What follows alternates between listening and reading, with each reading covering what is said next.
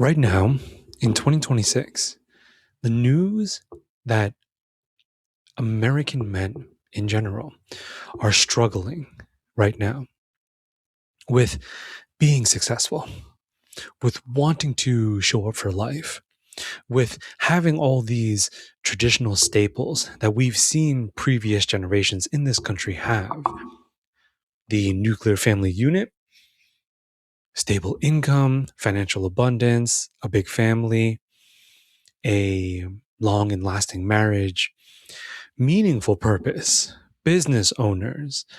The list goes on.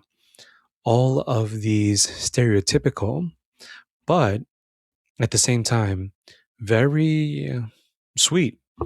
These are some pretty spectacular metrics for men to measure themselves and for other people to very quickly see how well is this gentleman doing in life. The consensus, unfortunately, for so many of us, bro, is that we are all collectively having a really bad time right now in life. And it makes me wonder, after watching a movie like this, perhaps it is not that we aren't good at this whole life thing, even with all the unique aspects of the modern age. It might be because none of us were ever really taught when we were little boys how to lead ourselves in life. And that's why my deep dive for tonight is the movie Master and Commander, 2003, I believe, with the two male leads being Russell Crowe, the great Captain Jack Aubrey, and the doctor of the ship, Stephen Maturin, played by Paul Bettany. And they absolutely killed it. This movie is so relevant right now to these present times because everything hidden behind hard work and discipline and consistency and that daily effort and strain you have to put yourself through to get all the things that you want out of life, that is the themes and what is required and what it really should look like is littered throughout the film. And I highly recommend that you go and see it yourself if you haven't already, because I have to drop my usual disclaimer. And this episode will be nothing but spoilers for the movie Master and Commander. So, with that out of the way, it is absolutely mind blowing for me to see how male activity, male human interaction used to work. I understand this is a very specific example, though, because they're basically on a tiny floating island together with, hundreds, thousands of miles out at sea for months on end, perhaps longer than that. Are they making it back home? I guess they kind of all have their fingers crossed. This is in the early 1800s, right around the turn of the century. So, absolutely, there are no modern comforts of any kind. All these men have on the ship are each other and what they know, their craft, their job, their duty, and to do it as well as possible. Because every single one of them knows one thing above all, and that's their individual contribution goes towards the collective good of the group. From the lowest possible position, I don't really know naval, terminology like this, but the rowers, okay, the cleaners, the guys keeping the ship clean. I don't know, the cooks, all right, all the guys making the food, and then as it just continues the chain of command, as it continues to elevate all the way to Captain Aubrey himself, Russell Crowe, who is the sole captain. He is entrusted with all of his expertise and his resume and his credentials and his experience and all that good stuff wrapped up in a nice, neat bubble that the captain embodies for every single member of the crew on that ship to understand he will know what to do. No matter what happens, no matter how badly this goes wrong, no matter how dire the situation, Cap has our back. And that seems to do a very interesting psychological, vibe, the general ambience for the crew every single day. It's just a mutual understanding, but yet at the same time, it seems to be unspoken word. So Captain's going to do his captain thing, and he's going to lead us, and this is going to be a successful expedition, for England. Okay, this is combat, this is war. They have a mission objective out here in the waters, which, speaking of objective, that was pretty crazy though. One, through conversation and the dialogue between Paul Bettany and Russell Crowe is brilliant. Their characters really get into the details and the deep mechanics of exactly how is Aubrey concluding the decisions that he's making on a daily basis. You can see right off the bat, Aubrey is such a man of duty. He prioritizes the crown. That's home. That's the king. That's who he fights for. That's where he fights for. And their orders were to follow this French ship, strong enough, powerful enough to turn the tide of the war, at least navally speaking. So it is their, I believe, their highest priority was to sink it, burn it, or take it as a prize. Basically, total conquest of this French ship, the Archeron. And Aubrey goes, we were only supposed to follow them up until a certain way. I believe he said Brazil. And by the time the movie ends, where they're at is, I'm not sure exactly geographically, where these islands are, but they're the Galapagos Islands. However far those islands are away from Brazil, I don't know. Yet, all I could remember was Steven's reaction. We were supposed to stop how long ago? But it's Aubrey's decision. Whatever the captain says goes on that ship. And so he decides, no, we're not done. We have enough supplies. We can stay out here for longer. We're going to keep pursuing this French target. Okay. And this decision is tested throughout the movie. Steven so often brings up the kind of the temperature of the entire ship and just how the crew is at times really reaching their boiling point. They can't take it anymore. They've been out here for too long. They are losing sight of just hope. They feel as though this is becoming a fool's quest. So many lives are at stake, and is it worth it for us to continue chasing a ship that outclasses our own in every way? Firepower, size, just really all of it, crew size, everything. And yet they are still such an effective fighting unit.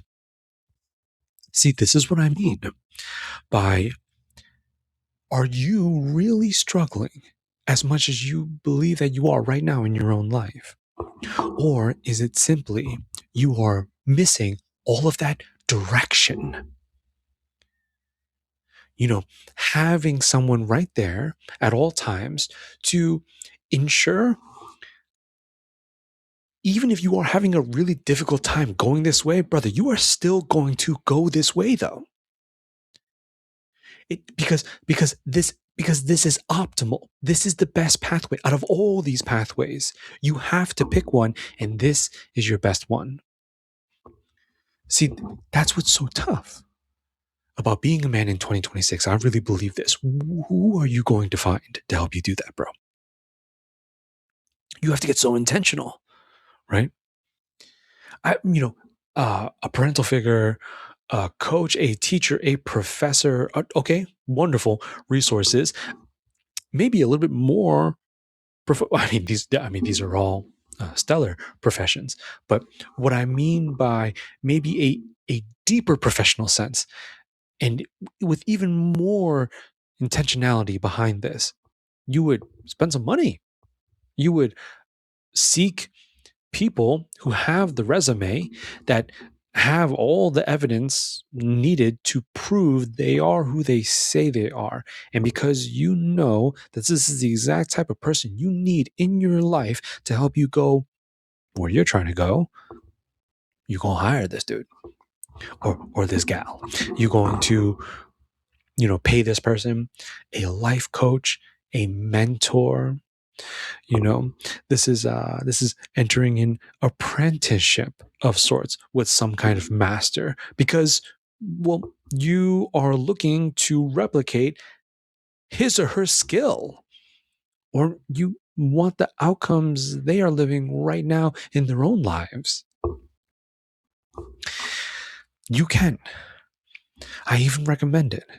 I am right now in my life for the very first time, actually, and it's been a wonderful experience. Here's the thing, though, bro. It's very difficult for all of that stuff, all of these resources of other human beings in life to be of service to you, to be of use to you, if you do not know what it is that you want and where it is that you want to go. That is so important right there. You want to talk about being adrift. Like these fine gentlemen aboard the crew with Captain Jack Aubrey. And actually, if you want to just give me 1 second. Oh, that's right. Their ship was called the HMS Surprise, which, oh, that's right. They repainted it a different name when they were playing the Trojan horse tactic. Okay, but let me hold on. Before I get there, though, all aboard the HMS Surprise. Wonderful name, because that's exactly how they were able to dupe the Archeron and ultimately capture the ship. In order for that to happen, all of these guys on the ship, from the lowest rank to the highest rank, okay, all the way up to the first mate, right below the captain, they know exactly what it is they're supposed to wake up and do every single day. Okay, you want to talk about laser precision right here. There are so many. This crew's massive. It's hundreds of guys, all right, on one ship, and they move like a single organism. It is efficient. It is well oiled. It is practiced. We watch them practice too, which is really cool. Watching them, practice the cannons and whatnot. It's like, the NASCAR pit crews, same thing. You just got to practice all the time to get this down to a T. We need maximum efficiency. However, for those guys on the track, they're racing for sport. Yes, very adrenaline pumping, high octane, hundreds of miles per hour, really intense sport. On the HMS Surprise, this is no sport. This is life and death. right here.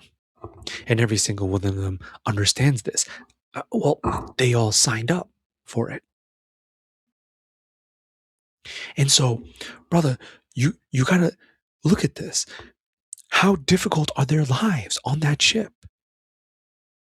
It's pretty hard, in my opinion.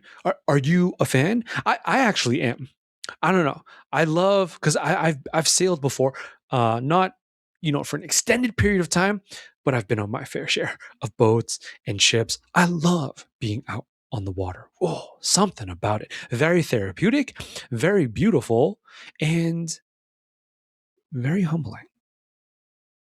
Well, I mean, you just think about how great humankind is, how capable, how much we've built and how much we've created on this planet. It is something to behold.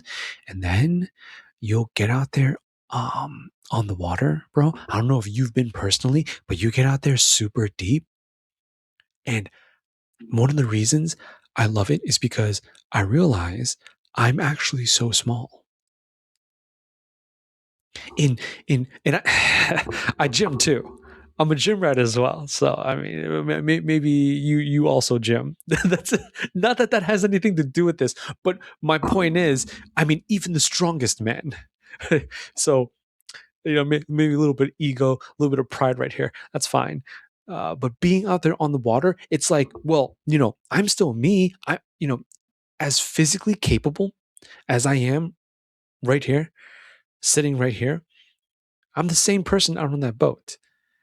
Okay. But the sheer difference in environment, that no longer matters. Okay. If enough wind, how should I say? No, if enough poop hits that fan, it doesn't matter. Everything is still going to, it's still going to be catastrophic. It's so crazy. The ocean itself is untamable. It is an absolute force to be reckoned with. Nature is very scary in this way, but at the same time, just really awe-inspiring. So, in another life, maybe I would actually want to try what we saw on the screen of just the in and outs of the crew members' lives. It's making sure at all times danger is right, accounted for. That's actually the opening scene. And I believe, what was his name? Mr. Hollum, the crew member with the heavenly voice. Which reminds me of actually one of the most powerful scenes that really resonated with me. Let's go this way, bro. Let's go this way, since he just popped up. Mr. Hollum. The movie begins like this. He's not even sure. I love that. He's not even sure. He thinks he might have seen something. And, he cues the signal or he makes the call. And the ship must take his message seriously, as if he had said, "We are under attack. Okay, we're surrounded. We just ran into a circle of 50 enemy ships," and so everybody takes their place. They run the drill. They everyone is following protocol. What they practice every day, all the freaking time, and they do it so smooth, seamlessly, and everyone gets in position and gets ready for. They all prepare for the worst. They all prepare together as brothers for death. Okay, off of what one man caught in his peripherals. Oh, these guys are about it. That's how close they are. That's how much That's what's at stake here. And it was what was believed to be a false sighting or something like that. And the captain Aubrey himself comes up to deck, with the what is this, the telescope, not telescope, whatever, what I'm saying, the old school binoculars, to take a look himself, and nothing. And so he says, oh, well, you did the right thing. Like no worries. And it was a false alarm. People start relaxing and whatnot. But then we come to see, no, it actually wasn't. No, the Artron is there. And I couldn't believe this was the opening scene of the movie. The ship almost got capsized right there. The Artron almost got them right there. And they barely get out of there with the fog. All right. Another natural element to the rescue. Okay. Perhaps God himself. Okay. Veiling them, you could say, with a hand of fog to make sure that the HMS Surprise would live to see another day. This guy, Mr. Hallam, he's a pushover. He's actually a midshipman. I don't know what a midshipman is. I assume, just given what this word seems to mean, like surface level, he's right in the middle. He's not, he doesn't hold a particularly high ranking or prestigious position on the ship, but at the same time, he's not a grunt either. He's not just like, towards, I'm sure towards the bottom rankings of the ship's hierarchy, you got the laborers that are way down there. It's like, hey, this is your one job and this is what you do, whether it's the row, whether it's the clean, whether it's the cook, whether it's, whatever. He's probably right in the middle. And as a midshipman, he has a certain amount of authority, but the crew members, they don't respect him in this way. And it gets worse when they believe, and oh man, see, this is so tough, because this is centuries ago, and you can imagine people are still kind of, I think technology has really shifted this in terms of human culture, and America, the United States of America, has its fair share. I mean, you'll find superstitions from culture and folklore all around the world, but they definitely don't seem to be as prevalent today because, what I'm saying, bro, because of this. The world that they're living in, what, this 1806 or something like that, like right around, it's like the first decade of the 1800s. It's a complete opposite world. It is completely different. Superstitions are still so closely connected, just in terms of intimacy, in terms of relation, that they might as well be real. That's how seriously these guys take it. It's not, oh, scary stories around the campfire. It's, no, this is a real thing, and it's happening right now. And they call him the Jonah. They put that curse on him with no justification. It's actually brutal what happens to Hallam. Now, what I want to note right here, though, is what he does with it. Because what he does with it is the most masculine example of the entire film, I believe, is in this young king. Because there's a lot of masculinity all over the place in every position of the ship.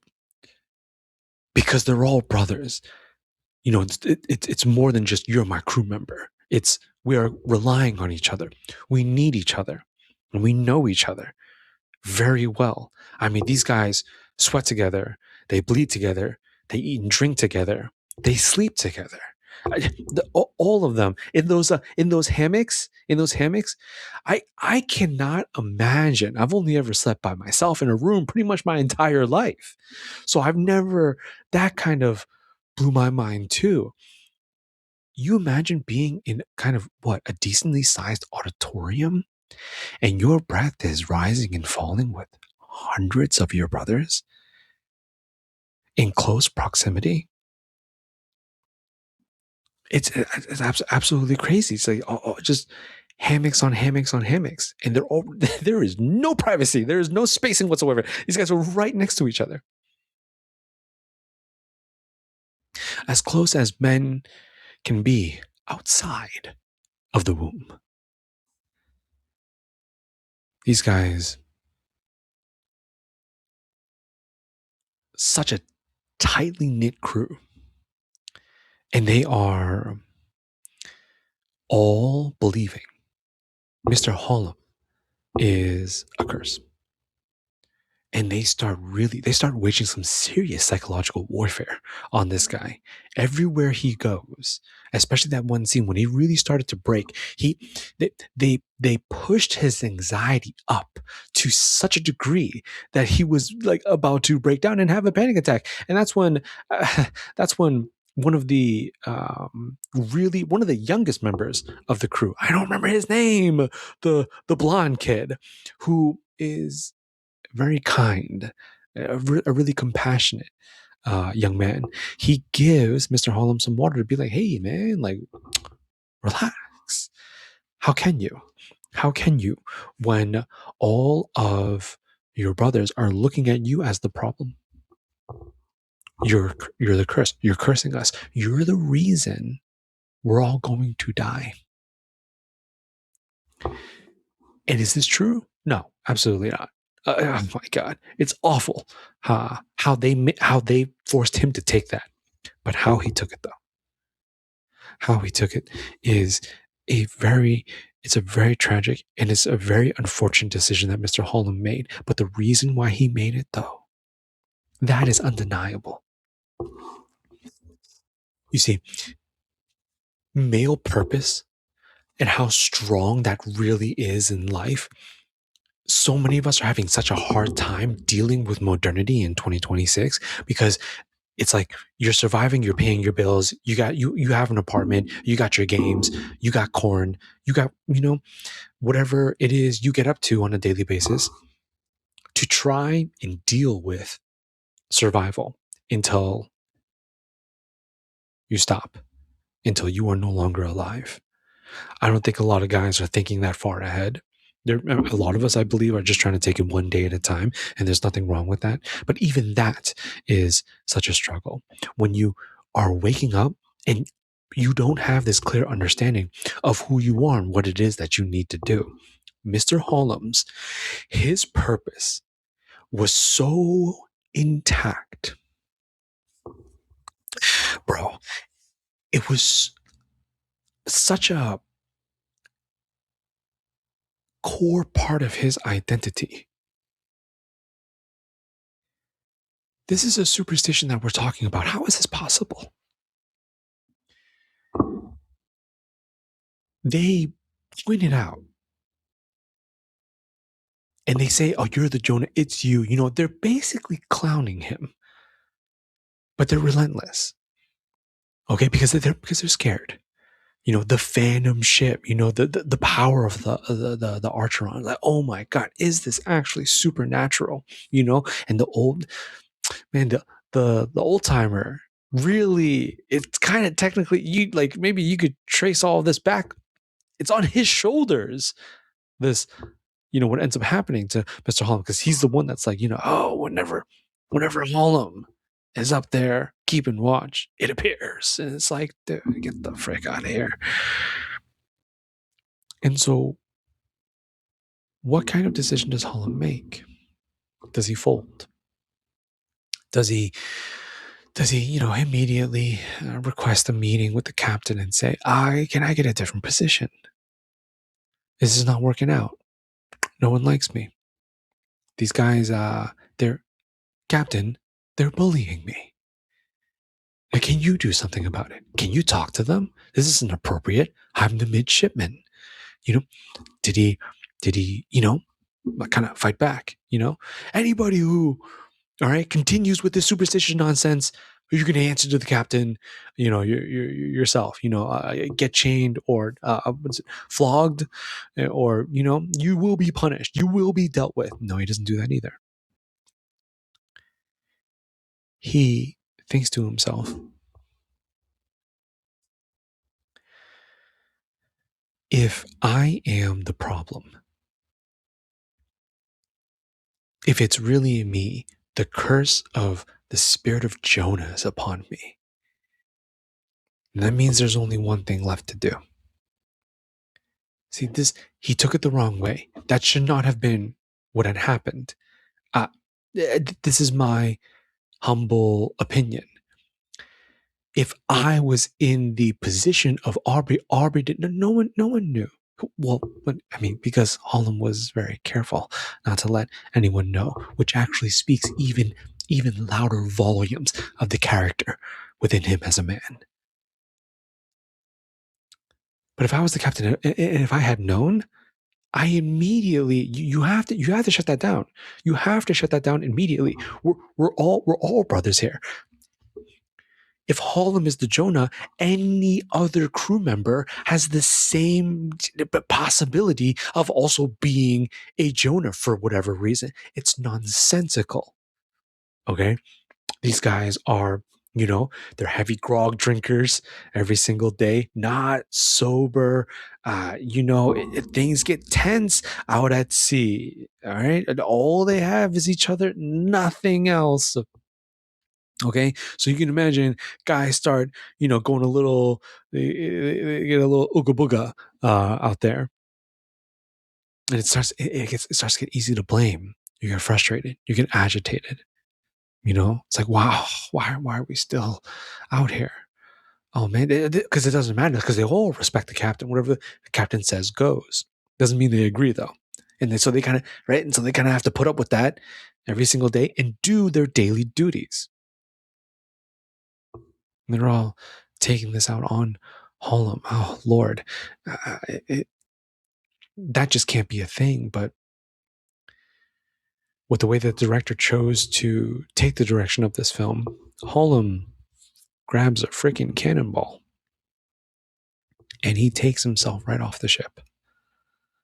That scene was so powerful to me, not just because it was a tearjerker, not just because I'm so sad to see this happen to him. When you can clearly see that he actually cares so much, though. That's the thing. Maybe some crew members care more than others. Probably. I mean, this is that's individual human personality right there, or characteristics, or whatnot. But you really can see Hollum cares. Hollum is very, alert. He tries to do his job, which seems to be, to look out. He takes it very seriously. Well, as he should. He's kind of the first line of defense. And then when the crew is, has periods throughout the day of kind of a little bit of R&R, a little bit of rest and relaxation, and they start singing, sea shanties, if that's what it's called. He chimes in, and he's got a beautiful voice, and he chimes in because he's like, "Hey, my brothers are singing. I want to sing with them too." Little did we know, this is maybe surface level evidence of such a stalwart and sacrificial and dutiful character hiding inside of Hollum.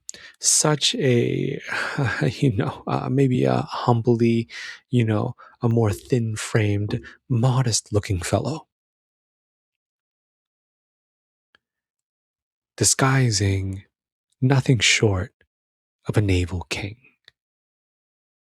I say this because for Hollum to make that decision, I'm done. Over a superstition, bro.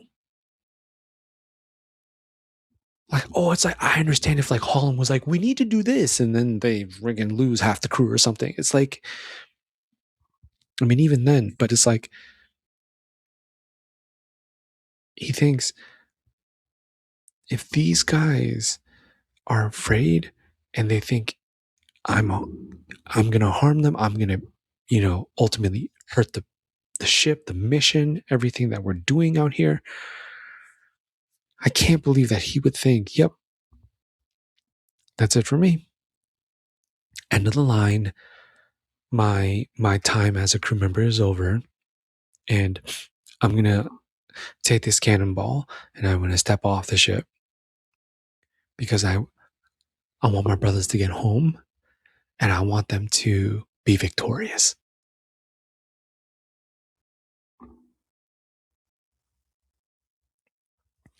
I'm not trying to, I mean, this is a very, dramatic, movie. It's action, and it's also very philosophical too with the dialogue. And yes, it's like a definitely a deep war drama.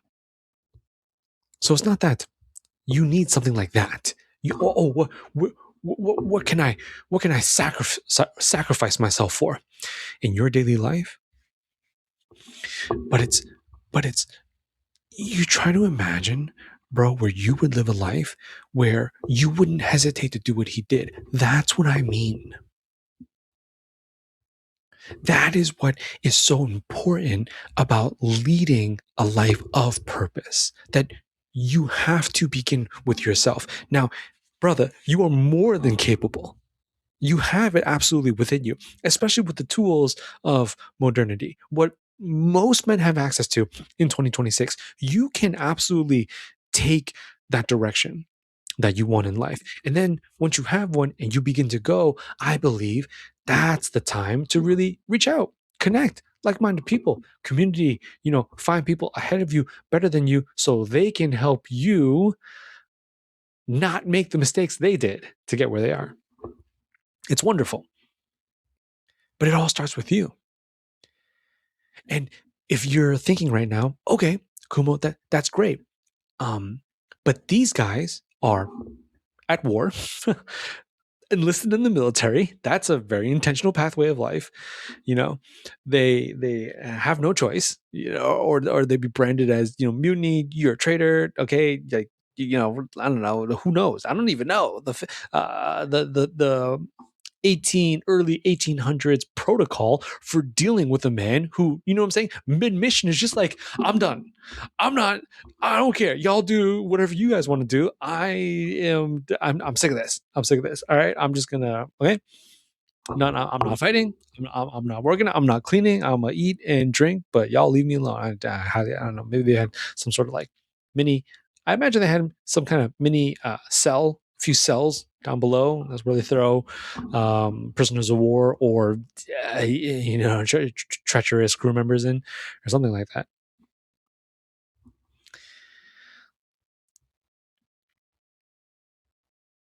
That's you and me understanding. If I really do want a family, I'm gonna have to fight for it.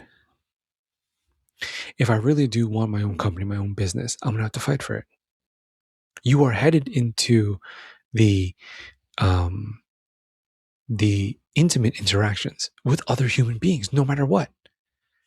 If it's going to be a life bigger than you, if it's going to be a life that has more to do than just what you're getting up to every single day, and this is only if, see, there's two major problems here. The first one is, if you don't enjoy it, then you have all the reason to, grow, pursue, change your life, really, really go for something.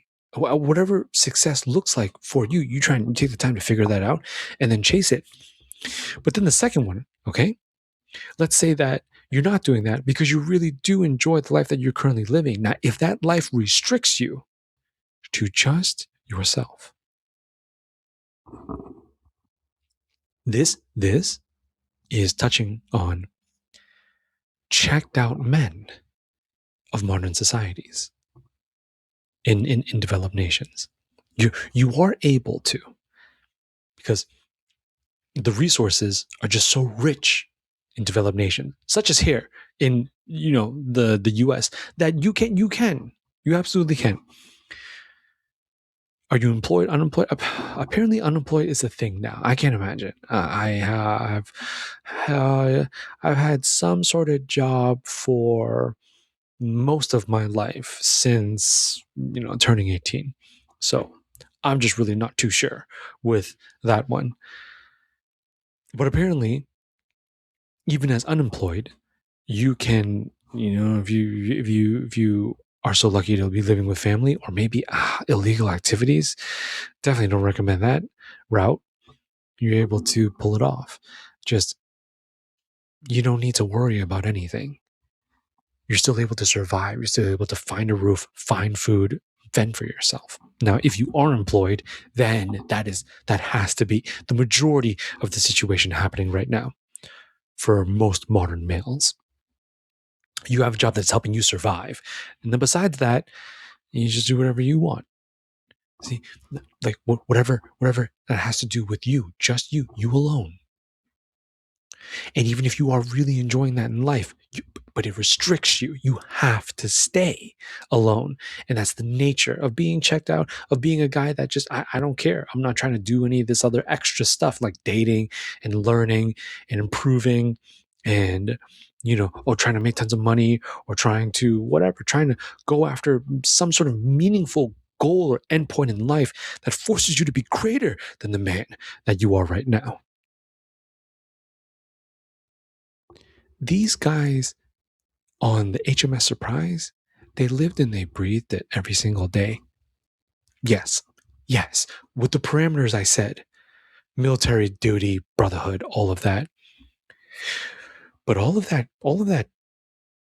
those elements, I believe, trace back into a more core essence of who I am when I wake up every single day. And who I am is a man that is a part of this crew, that is a part of this mission.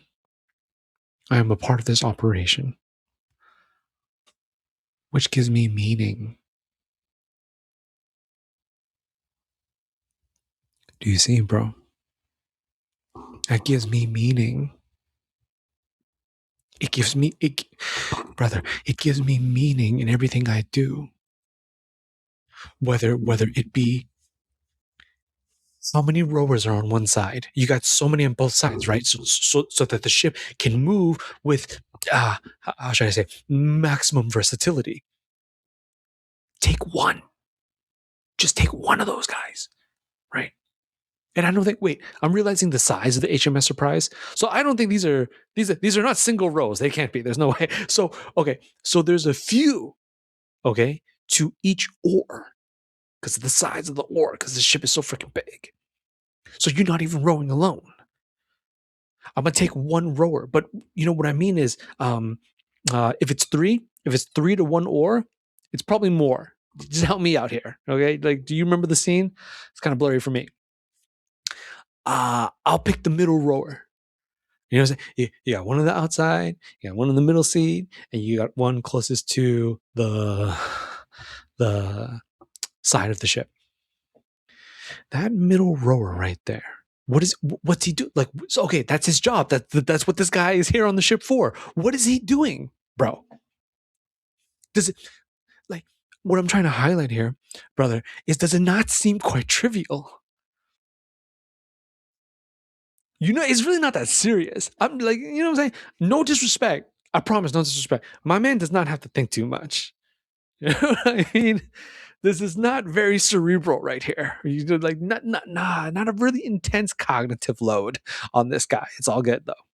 It's all good because you gotta check this out. This is what he's doing. Okay. What is this? Is this forwards or backwards, brother? Oh, it's been so long. I last time I rowed it was a little boat. Oh, it was years ago. It's fine. It's fine. He's doing this direction. Okay, for whatever reason, because the captain needs him to. But like, no, for real. So he's doing this direction. Okay, and that's it.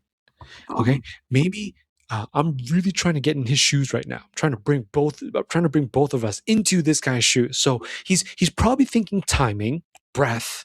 His muscles are straining.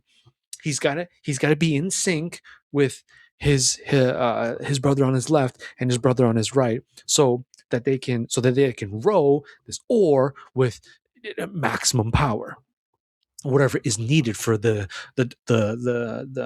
direction of the ship needs to turn, needs to take, accelerate, slow down. Okay, so this is what he's doing. And he knows that he wakes up and he goes to bed every single day, and this is what he does. Brother, you realize the importance of his job, though, is undeniable. See, this is what I mean. When a man becomes part of a greater whole and he is no longer living for himself. If I'm going to stay on this example, then you'd have, now it's not possible. If it was him all by his lonesome self, a one man, like literally one guy is on the entire HMS Surprise. He's not, the oar wouldn't move and the ship's not going anywhere. Let's put him on a boat. Let's put him on a little tiny boat. Well, he's going to need 2 oars, but sure. Little paddle boat, one man paddle boat. That's basically a lot of us today in 2026. If that's how you feel, brother, you got to really picture this. Okay, I don't got it, right? When you're really enjoying not trying in life, not really doing anything or going anywhere, it's kind of like, well, I mean, I don't got to really worry about anything. But just me here on my little boat, bruh. You know what I'm saying? I feel like going fast. I feel like going slow today. I'm going to go over there. I'm going to go over there. Okay. Okay. But make no mistake, you're going to live and die like that. If that's what a man wants. Then it is no surprise when you live like this for a while and life starts to get really burdensome. It starts to weigh on you now, bro. Because you're thinking, well, where is this little paddle boat of mine going? I don't know.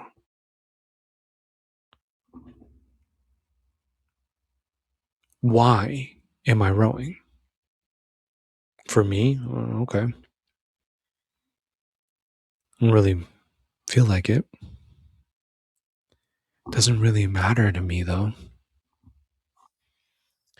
It's kind of just like whatever. Yeah, it's nice to be alive, but I mean, okay, that's all there really is to it. Yeah, I'm gonna make sure I'm breathing, which is survival, which is the 9 to 5, which is the I get my evenings back and I get my weekends back, and okay, the rest of the world can fudge off and leave me alone. That's kind of what that is when you're on your when you're just on that one boat right there. But then you think about, oh, but I want to make the society that I'm born in better. I want to make a family and I want to be able to give them the best. I am a part of this company and I care. And I want us to be able to do whatever it is that we're doing, in the world of entrepreneurial venture. I want us to all be able to do it as well as possible. When you join forces with something bigger than you, brother, then that middle rower sitting right there, he understands I cannot stop. It's probably a full body burn, right? Rowing. I had some buddies in high school that rowed, and they would tell me, "Oh, it's full body." It's actually mostly like, what do you? I think if I remember correctly, my boy told me, you feel it most in your core, abs, but it's right, upper body for the actual rowing, legs for stability, and then apparently your core, I guess, is where you feel it the most, and then it's full body. And he's thinking, well, it doesn't matter. I train for this. I eat, I sleep, I breathe for this. Because I have to make sure that I'm in sync with these two so that 3 of us command this oar masterfully. To be in sync with the entire line of one side. To then perfectly match with the other line of the opposing side so this ship can move in the way that it needs to. Because when that happens, the mission has a chance. It doesn't stop, bro. It doesn't stop. It keeps going. It's brilliant in this way. when men understand. Once you lead yourself in life, I know what I want and I know who I want to be and I know what I want to do. You will go. I promise you this, bro. You will go somewhere that's going to have you join something. That I can't tell you. That's the adventure of your life. I highly recommend you take it. Because that's what all these guys are doing in Master and Commander. This hierarchy is so crazy. I make sure, okay, I take care of this. Okay. So the guy on my right is like, oh, okay, nice. Yep. And the guy on the left is like, great. So we're good. And it keeps going. And then so the whole so then every three man unit on one side is good. Okay, great. Are we aligned with the opposing side? And they're vice versa. So now you have both sides making sure each other is all good. When all that's happening, that's when the guys up top, like the captain, like the first mate and all these other officers, that's how they're able to bark orders. That's how they're able to say right, left, book it, okay? Pedal to the metal. Stop, full stop right now. Stop the ship. That's how they're able to say stuff like this. And they need to be able to succeed in the missions that the HMS Surprise is undertaking for king and country. That's what they said. For king and for country. And every single rower, down to the individual man, knows this, bro. They wake up to it. They sleep to it. They eat to it. They drink to it. They breathe to it. They all know. Every single one of these guys. In the back of their minds, this is my job. Polishing, I don't know, the wall, I don't know. Okay. Making the food. The whole kitchen crew. So you really got one guy just in there prepping, just chop. Is this enough for today? No? Oh, Lord. Chop. The lookout, the way up top, crow's nest. Okay, my man, you of all people, you better not be falling asleep up there. And right, and I bet whoever that fellow is probably like, I got you. All day, all night. They probably obviously they take shifts, but whoever's lookout on crow's nest, right, all day, all night. That's his job. That's all he does. But it traces back to the same origin, brother. Now that might be you know what I'm saying. I wouldn't want that job. I think because I have too much ADHD. I'm too restless. So I'd be losing my mind after 5 minutes. I'd be like, no, man. Like I'd probably be a rower. You know what I'm talking about? Like a basic job. I just feel because you know what I'm saying. I don't know. I like working with my hands. You know what I'm saying. The oar, and I like using my body. And that's full body right there. So maybe you know what I'm saying. Like yeah. Put me down below, Cap. Okay, I got you. But the lookout. As boring as his job is, because most of the time, what's he looking out for? Nothing. He's just it's been hours. What do you see? Okay, I don't know, like Steve. What do you see, Steve? And Steve is just like more horizon. Yes, some birds.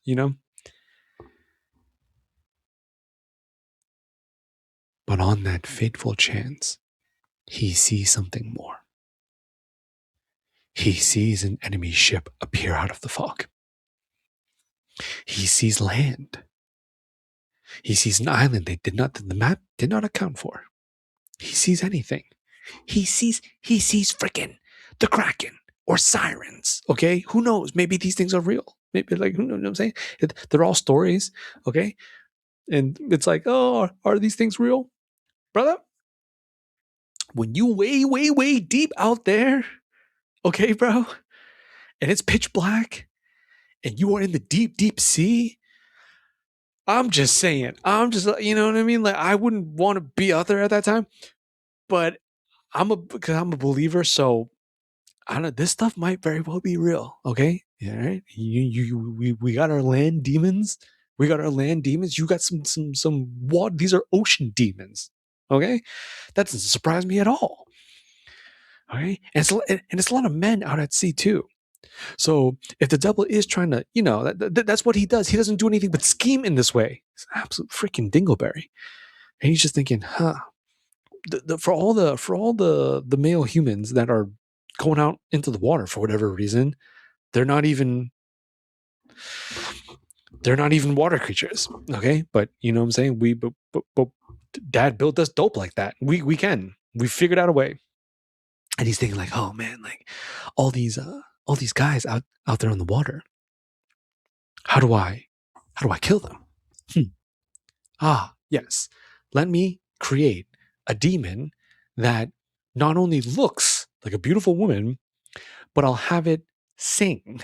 I'll have it bellow out these melodic, tunes and echo it into their ear so that they sail to their doom. That could absolutely be a thing. You want to think about how to effectively bring about our demise, brother. You know what I'm saying? I'm just that's my case for sirens. Like that's got to be a thing. But all of them, it all traces back up to that origin of king and country. This is for home. This is for England. This is to protect everything and everyone that I know and I love. You think how you see, brother, a single wall washer, a single oar rower, a single food prepper, okay? All right. Just every individual role on that ship, brother. Where is it all going back to? No, I'm serious. This is where it gets kind of crazy. Okay. This is why I really like watching Master and Commander made me realize I feel as though you and me are missing this in 2026, bro. Because where does it really all go back up to? Okay. Let's go beyond, a country. For them, it's England. Let's go beyond that. Let's go beyond a freaking throne. Okay, but they, you know what I'm saying. I mean, I'm not trying to rain on anyone's heritage like that. You take it very seriously. I take it quite seriously. Well, I mean, you know what I'm saying. God, that's the highest king possible. It's the highest king of all time. So I feel that when it's like my king, what do you need? But like really, even more than that, though. Like why? Because they're all from England. That's why, bro. It really makes you think. I was born and raised on English soil. I am an Englishman. And I love everything about England. I don't know, the culture, the women, infrastructure, the tradition, the heritage, lineage, all of it. All of it. It's ultimately protect that. From what? The chaos and brutality of the rest of the planet outside of England. That's like not a thing anymore, man. Nowadays, in 2026. Yeah, it's not that, brother. It's not that you and I are not patriots. I believe that deep in every man born on American soil, there absolutely is one. Okay? You and me, bro. I really do believe most guys, you and I, we feel some type of way when it's time to stand up. Right hand over your heart. Because you bet it is. Because it's the Star Spangled Banner time. You really, like, so what are you and I feeling right there? I think we're feeling unity. I think it's a feeling of camaraderie, of mutual compassion. We're all from here. And I don't know you. This country's massive. America's freaking huge. I think Europe is kind of like, wait, what? So they're like, like Europeans that have never been here. I feel like I wouldn't be surprised if something were like, when they talk about America, they're just like, what? How does that work? Oh, there are 50 little countries that make up one big one? Like, yeah, something like that. Really? It's like, yeah, apparently you'll have two of these little countries right next to each other with completely different cultures. They might even be rivals, but they all band together under one name: United States of America.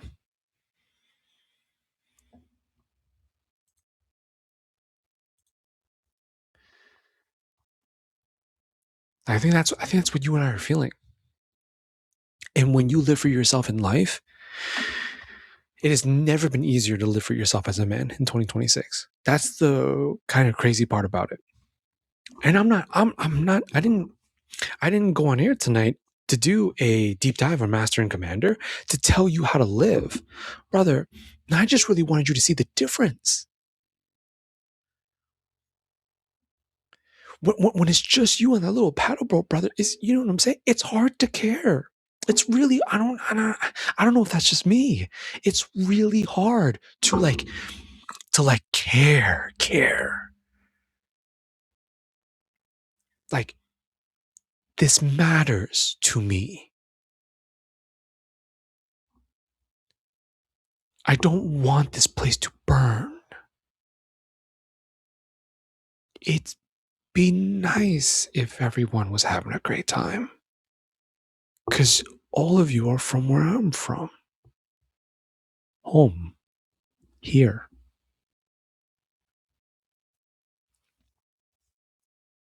And I'll end on this now.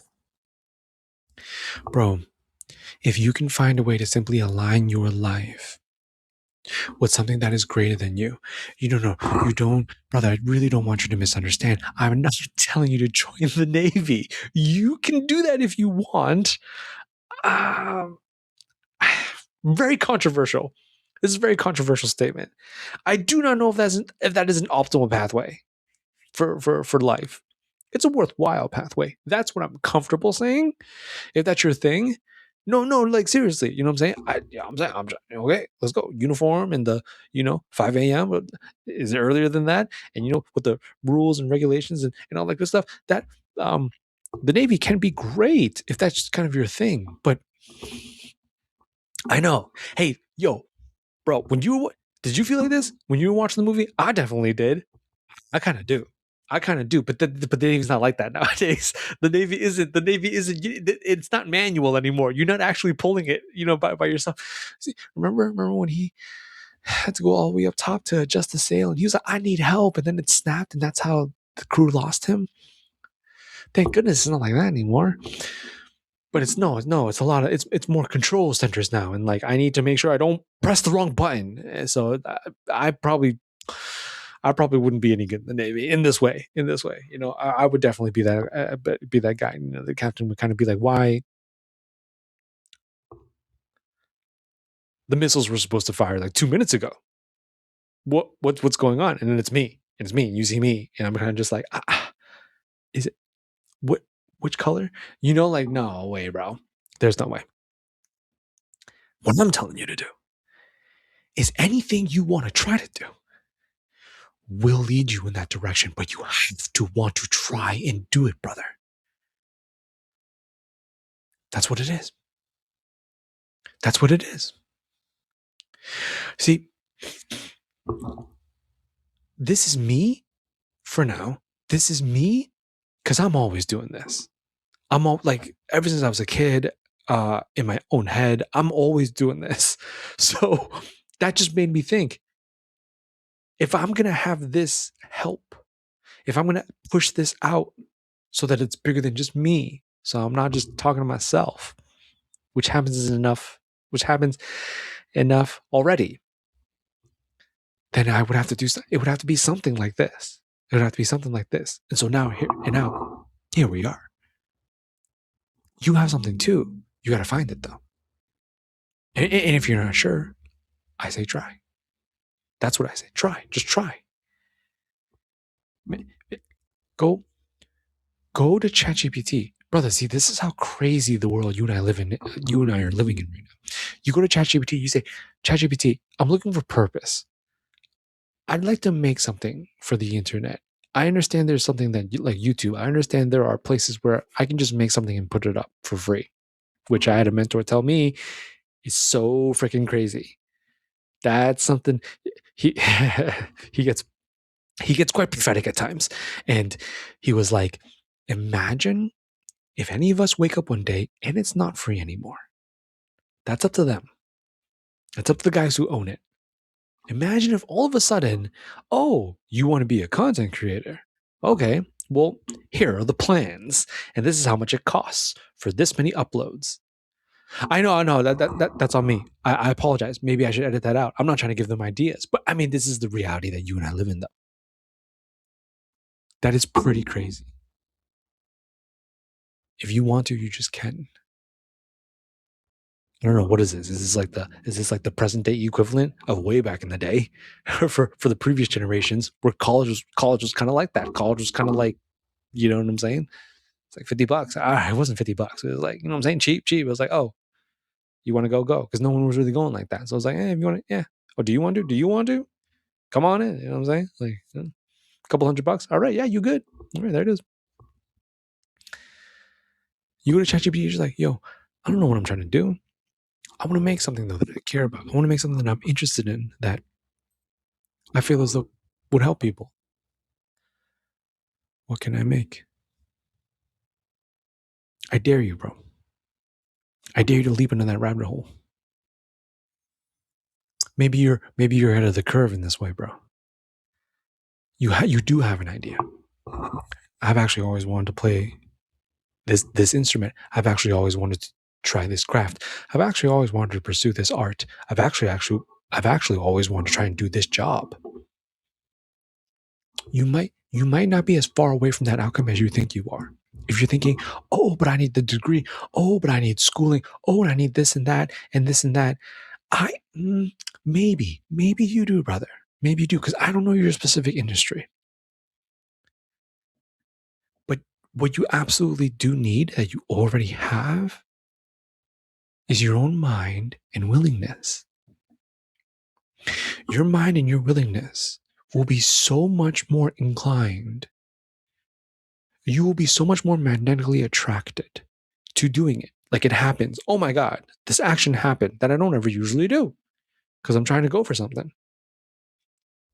It will be that much less friction when you point it in the direction of something that you're pretty sure you know is for you. That's very vague. I know, and kind of, arbitrary, but it's true. Because that's how this all started for me. That's how this all started for me. My origin story is not this. My origin story is freaking Call of Duty. That's a whole different episode. I was just thinking, oh, like it's something I like doing. I do it all the time. Maybe I can make something of this. If you're thinking Call of Duty, yeah, like Call of Duty to entertain people. That's value. Entertainment, it's a whole freaking industry. Technically, this is kind of part of it too, but I really wanted to shift the, you know what I'm saying? The intentional direction to something like this. Something to help you with, whatever it is that you're going through, brother. You got to see this movie. I'm assuming you already have. But if you haven't, bro, master and commander, led by the great Russell Crowe and the very talented Paul Bettany as Captain Jack Aubrey and the ship's doctor, Stephen Maturin. Master and Commander 2003. Whoa. A tour de force of old school, really olden times masculinity. What being a man can very well look like. And you compare and contrast that with just the sheer amount of meaning and how much that these guys were willing to really sacrifice in the name of who they knew they were and what they knew they had to do. You compare that to kind of how we're all living today, brother. It is a massive difference. Maybe they're onto something. And if you agree or disagree, let me know down in the comments below. But above that, as always, I would rather have you live it. And of course, you're ever looking for more deep dives on like this, on it's basically cinematic extraction is what I do to try and pull all the meaning that I possibly can for a given episode out of a certain film. You like content like that, please hit the subscribe button for me. And if you listen on Spotify, shoot me a follow. Wherever you find this, give me a follow. So I'd love to see you for my next movie. But until then, take it easy.